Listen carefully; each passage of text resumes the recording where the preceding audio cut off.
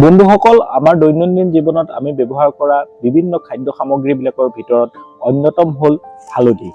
আৰু গোটেই পৃথিৱীত যিমান হালধি উৎপাদন হয় তাৰ 90% হালধিয়ে আচলতে উৎপাদন হয় ভাৰতবৰ্ষত। আৰু বিশেষত ভাৰতবৰ্ষত পোৱা যিমানকেইটা ভেৰাইটি আছে তাৰ ভিতৰত সৰহসংখ্যক উৎকৃষ্ট মানৰ ভেৰাইটিয়েই হ'ল আমাৰ উত্তৰ পূৰ্বাঞ্চলৰ।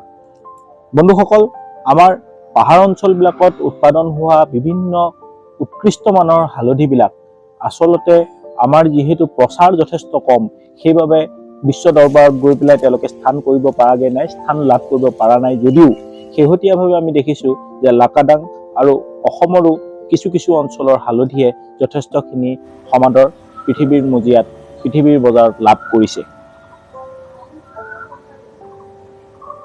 বন্ধুসকল, সুস্বাদৰ গীতানগৰস্থিত উৎপাদন কেন্দ্ৰত আমি 12 মাহে আমাৰ গ্ৰাহকসকলক উৎকৃষ্ট মানৰ খাদ্য সামগ্ৰী যোগান দিবলৈ চেষ্টা কৰোঁ।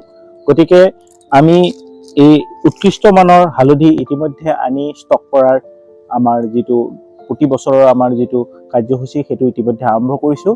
আৰু সেই অনুসৰি প্ৰায় 3.5 কুইণ্টল হালধি আমাৰ পাহাৰ অঞ্চলৰ পৰা আহিছে, জনজাতীয় লোকে কৰা আৰু অতি উৎকৃষ্ট মানৰ।